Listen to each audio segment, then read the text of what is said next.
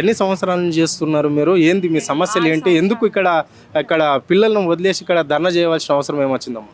6 సంవత్సరాల నుంచి పనిచేస్తున్నాం. కొంతమంది 20-30 సంవత్సరాల నుంచి పనిచేసేటోళ్ళు కూడా ఉన్నారు. మేము 5 నెలల జీతాలు రావాలి, జీతాల కోసమని ఉన్నాం ఇక్కడ. ఇప్పుడు కాంగ్రెస్ గవర్నమెంట్ వచ్చిన కాంచి అయితే అసలు మాకు జీతాలు ఇవ్వట్లేదు, ఏమి ఇవ్వట్లేదు. ఎప్పుడు ఒక నెల వేస్తున్నారు, 6 నెలలు 5 నెలలు పెండింగ్ పెడుతున్నారు. ఏమన్నా మీ జీతం 7,900 గవర్నమెంట్ ఇస్తలేరు, మేము అందుకే ఇస్తలేము మీకు జీతాలు అనేసి అంటున్నారు. మరి పని భారం ఎట్లుంటదమ్మా? పని ఒత్తిడి ఏ విధంగా బాగా ఉంటుంది? పని అయితే చాలా ఎక్కువ ఉంటుంది, చాలా కష్టం ఉంటుంది, బాగా అలసిపోతాం. ఏంటంటే ఇంక ఇక్కడ అందరు ఆడవాళ్ళు ఉంటారు, పిల్లలతో అలవాటు అయిపోయి చేయడం మేము కూడా అలవాటు చేసుకొని చేస్తున్నాం కష్టం.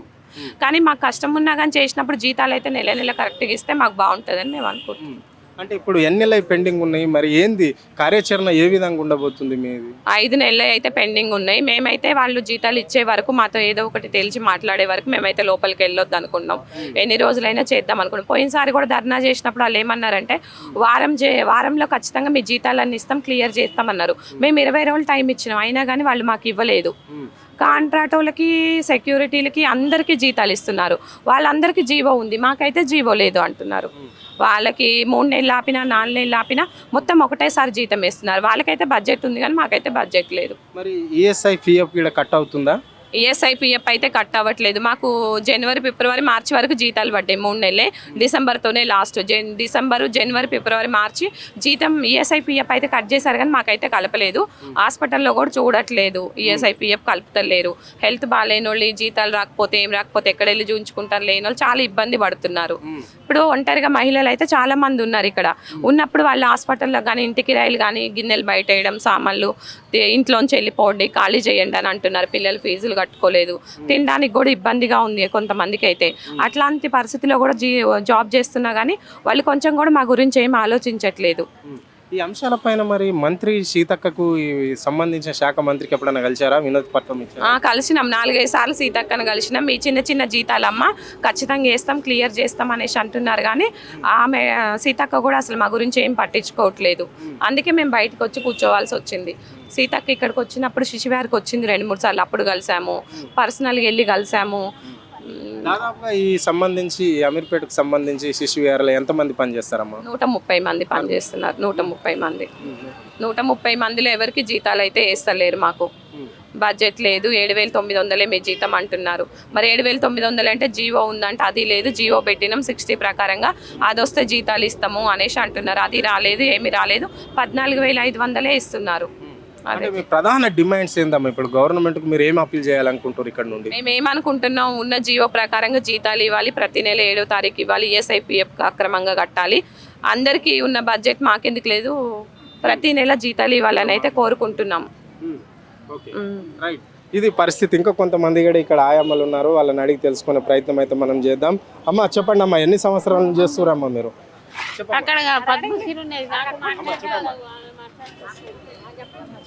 ఎప్పటి నుంచి చేస్తున్నావు? నేను 25 సంవత్సరాల నుంచి చేసి కూడా ఏం లాభం సార్. మా బతుకులు ఎక్కడ వేసిన గొంగడు అక్కడనే ఉండిపోయినాయి, కానీ మా బతుకులు మాత్రం తెల్లారతలేవు, ఇది అయితలేవు. కానీ చాలా ఇబ్బందిగా ఉంది సార్. మాకు జీతాలు రాకుంటే ఇబ్బందిగా ఉంటుంది. మాకు జీతాలు కావాలని మేము వేడుకుంటున్నాము. పై అధికారులకు కూడా అడుగుతున్నాం కదా, ఈడ అడిగినది కాక పై అధికారుల దాకా కూడా పోయి వచ్చాము, కానీ మాకు జీతాలు మాత్రం పడతలేవు, మా కష్టాలు తీరుస్తలేరు. మరి మేము ఏం చేయాలో మాకు అర్థమైతలేదు. మరి మీరు ప్రజావానికి వచ్చేసి ప్రజాభవన్లో కూడా దరఖాస్తు చేసుకున్నారు, మళ్ళీ ఇక్కడ కూడా పలుసార్లు కూడా మీరు ఇక్కడ ఆందోళన చేపట్టారు. మరి అయినప్పటికీ కూడా ఎందుకు ప్రభుత్వం మీ పైన శ్రద్ధ చూపించడం లేదు? ఎందుకు మిమ్మల్ని ఇంత నిర్లక్ష్యం చేస్తుంది? ఏంటి దీనికి అంత కారణం ఏంది? ఎవరుండి దీని అంటుండి ఎవరు నడిపిస్తున్నారు? ఎవరు నడిపిస్తున్నారంటే ఇక్కడ పని చేసే అధికారులు ఉన్నారు, గవర్నమెంట్ అధికారులు ఉన్నారు. గవర్నమెంట్ అధికారులు పై అధికారులకు చెప్తే మాకు ఏదైనా సమస్యలు తీరుతాయి. వీళ్ళు బెల్లం కొట్టిన రాయిలాగా వీళ్ళు ఇలాగే కూర్చుంటే వాళ్ళు ఎందుకు కదిలి వస్తారు మన దగ్గర? మన కష్టాలు ఎందుకు తీరుతాయి? ఈడ మీ కార్యాచరణ ఏ విధంగా ఉండబోతుంది మరి ముందు ముందు? ఏ విధంగా అంటే మేమైతే మా కష్టాలు తీర్చేదాకా, మా జీతాలు మాకు వచ్చేదాకా మేము కొనసాగిస్తాము. ఇలాగే చర్య తీసుకోవాలి. ఇది పరిస్థితి. అంటే దాదాపుగా 20-30 ఏళ్ళ నుంచి కూడా మేము ఇక్కడ పనిచేస్తున్నాము. మాకు ఎన్నో సమస్యలు ఉన్నప్పటికీ కూడా అధికారులు కానీ ప్రభుత్వాలు మారినప్పటికీ కూడా అధికారులు ఎవరు కూడా పట్టించుకోవడం లేదు అని చెప్పేసి కూడా వాళ్ళు చెప్పడం అనేది అయితే జరుగుతుంది. ఇంకా కొంతమంది ఉన్నారు, వాళ్ళని అడిగి తెలుసుకుందాం. చెప్పమ్మా, ఏంటి సమస్య?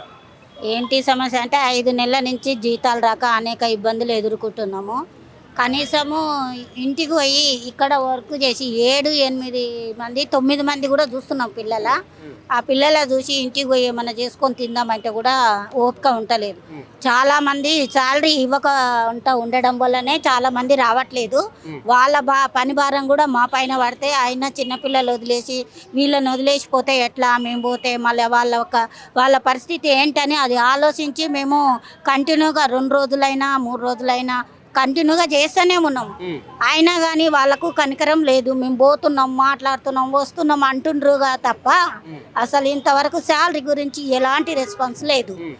అందులో ఇంకేమంటారు, ఏంది వస్తాయి చేయరి, మీ జీతాలు ఎక్కడ పోతాయి, మేము ఇంతమందిని చూడలేకపోతున్నాం చేయలేకపోతామంటే ఆమె అశ్విని మేనేజర్ అంటదంట, మీకేమన్నా 4 చూస్తారని రాసిచ్చారా, 4 చేయాలని రాసిచ్చారా, చూడండి ఎంతమంది ఇస్తే అంతమంది చూడండి, ఎంతమందినైనా చేయాలి, ఎందుకు చేయని అంటారు అనేసి బెదిరిస్తుందంట. ఎవరు ఆమె? మేడం పేరు అశ్విని మేనేజర్. మేనేజర్ 2వ నెంబర్లో పోయి వాళ్ళని బెదిరిస్తుందంట. అసలు ఆమెకు అయితేనేమో జీతాలు వాళ్ళకు నెల కాగానే 2 నెల కాగానే వాళ్ళకి వేస్తారు. అగర్ వాళ్ళకు రాకున్నా 2 నెలలు 3 నెలలు ఆగినా కానీ అంతా ఒకేసారి వేస్తారు. మరి వాళ్ళకి అందరికీ వేస్తావు మాకెందుకు వేయవని మేము అడిగితే ఏమంటారంటే, మీరేమో ఎక్కువ మంది వాళ్ళేమో తక్కువ, అందుకే వాళ్ళకు జీతాలు అందుకే ఒకేసారి వేస్తామన్నారు. అలాగే సెక్యూరిటీ వాళ్ళను కూడా వాళ్ళకు నిన్నమన్న 16,000 చేసారు. అంటే వాళ్ళు అంతగానం పని చేస్తారు, మేము ఏం పని చేస్తలేం కాబట్టి మాకు జీవో కూడా లేదు. మాకు జీవో కూడా లేకుంటే ఏం చేస్తారు అని అంటే, మీకు మిషన్ వాచర్ల కింద మీకు 7,900 ఇంకా మేము కలిపి ఇస్తున్నాము.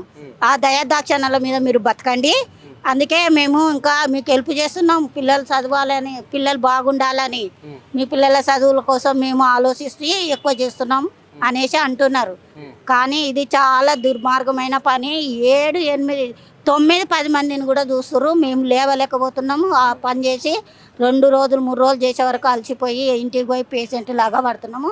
ఇంటికి పోగానే ఇంట్లో వాళ్ళు తిడుతురు, జీతం లేకున్నా నువ్వు 2 రోజులు ఎందుకుంటున్నావు, మరి ఎందుకు ఇట్లా చేస్తున్నారు, మీరు ఏం చేయరా, ఇట్లనే ఉంటారా అనేసి వాళ్ళే అంటున్నారు. ఇంట్లో వాళ్ళు చాలా తిడుతున్నారు.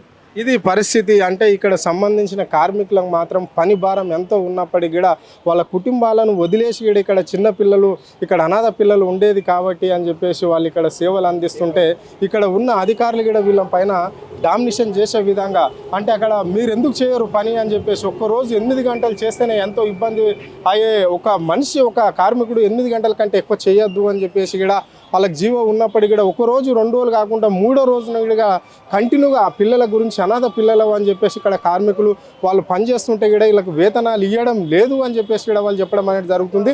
అధికారుల దగ్గరికి పోతే మీరు యాడికి పోతారో పొండి, ఏం చేసుకుంటారో చేసుకోండి, ఇక్కడ మీకు ఇచ్చేది 7,500. అంటే దాదాపుగా గతంలో కేసీఆర్ ప్రభుత్వంలో 14,500 ఇస్తే ఇప్పుడు 7,500 ఇవ్వడము ఏంటి అని చెప్పేసి కూడా వాళ్ళు అనడం అనేది అయితే జరుగుతుంది. అంటే ఇప్పటికీ మాకు ఇక్కడ పిఎఫ్, ఈఎస్ఐ కూడా కట్ కావడం లేదు. ప్రశ్నిస్తే మాత్రం మమ్మల్ని ఇబ్బందులు పెట్టే విధంగా అధికారులు పవర్ తీస్తున్నారు అని చెప్పేసి కూడా వాళ్ళు చెప్తున్నారు. అంటే ఇక్కడ ఇప్పుడు సిఐటిని మాత్రమే కలుపుకొని ఇక్కడ ఆందోళన చేస్తున్నాము. మరి ముందు రోజులలో మాత్రం అన్ని సంఘాలను, అన్ని రాజకీయ పార్టీలను కూడా కలుపుకొని ఆందోళన చేయవలసి వస్తుంది అని చెప్పేసి కూడా వాళ్ళు చెప్పడం అనేది జరుగుతుంది. దాదాపుగా 5 నెలల వేతనాలు కూడా ఇప్పటికీ మాకు ఇవ్వడం లేదు అని చెప్పేసి, మా ఇల్లు గడవాలంటే ఈ స్కూల్స్ ఉంటాయి, మళ్ళీ రెంట్కుంటాం, ఏదో చిన్న స్థాయి ఉద్యోగస్తులం, మేము ఆడిడ పని చేసుకొని ఉండే వాళ్ళం కాబట్టి మాకు 5 నెలల పెండింగ్ ఉండవలసిన అవసరం ఏముంది అని చెప్పేసి మేము గొంతమ్మ కోరికలు అడుగుతలేము. ఏదైతే జీవో ప్రకారం ఉందో ఆ జీవో ప్రకారమే మాకు వేతనాలు ఇవ్వమంటే కూడా ఇవ్వడం లేదు అని చెప్పేసి కూడా ఇక్కడ వాళ్ళు చెప్పడం అనేది అయితే జరుగుతుంది. అంటే మేము ఒక ఈపతో రేపో ఏదో ఇట్లా పని చేసిన వాళ్ళం కాదు, దాదాపుగా 20 నుంచి 30 ఏళ్ళ వరకు కూడా 30 ఏళ్ళ నుంచి ఇక్కడ పనిచేసిన వాళ్ళం ఉన్నాము అని చెప్తున్నారు. కొంతమంది మనకు విజువల్స్లో స్పష్టంగా కనిపిస్తున్నారు. అంటే ఏజ్ అయిన వాళ్ళు కూడా ఇక్కడ కనిపిస్తున్నారు. కొంతమంది అంటే ఇప్పుడు దాదాపుగా ఇలా పనిచేసే వాళ్ళు 5 నుండి 30 ఏళ్ళ దాకా సర్వీస్లో ఉన్న వాళ్ళు మాత్రమే ఇక్కడ పనిచేస్తున్నట్లు కనిపిస్తుంది. కానీ వీళ్ళకి మాత్రం అధికారులు పట్టించుకోవడం లేదు. అంటే ఇక్కడ మంత్రి ఉన్న సీతక్క దగ్గరికి పోయినా ఆమె నిమ్మకు నీరెత్తిన చెప్పినట్లనే వీళ్ళు తీసుకుపోయే పత్రం చదువుతుంది, పక్కకు పెడుతుంది అని చెప్తున్నారు. ఇక్కడ మాత్రం అధికారులు మాత్రం బెదిరించడం అనేది కూడా జరుగుతుంది. మమ్మల్ని పని చేయాలి అని చెప్పేసి మా వేతనాలు ఇవ్వకుండా పని చేయించుకుంటున్నారు, మా తోటి భయాందోళనకు గురి చేసి అని చెప్పేసి కూడా వాళ్ళు చెప్పడం అనేది జరుగుతుంది. కానీ ఇదే రీతి ప్రభుత్వం మాత్రం ఇదే మొండి వైఖరి చేస్తే మాత్రం ఊరుకునేది లేదు. రాష్ట్ర వ్యాప్తంగా అన్ని సంఘాలను కలుపుకొని కూడా ఆందోళనలు చేపడతామని చెప్పేసి కూడా వాళ్ళు హెచ్చరించడం అనేది అయితే జరుగుతున్నది. అంటే ఇప్పటికి 5 నెలల బకాయి ఉన్నది కాబట్టి 5 నెలల బకాయి ఇచ్చే వరకు కూడా మేము ఇక్కడనే కూర్చుంటాము అని చెప్పేసి కూడా వాళ్ళు చెప్పడం అనేది జరుగుతుంది. అదేవిధంగా మనం చూస్తున్నాం ఇక్కడ వీళ్ళు ఇక్కడ ఆందోళన చేస్తే కూడా పోలీస్ సిబ్బంది కూడా రావడం అనేది జరిగింది భారీ ఎత్తున.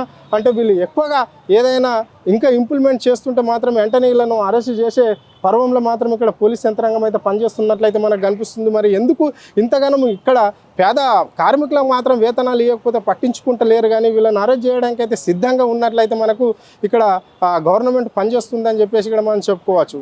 కెమెరా పర్సన్ రఘుతో అరుణ్, ఆద్య టీవీ, హైదరాబాద్.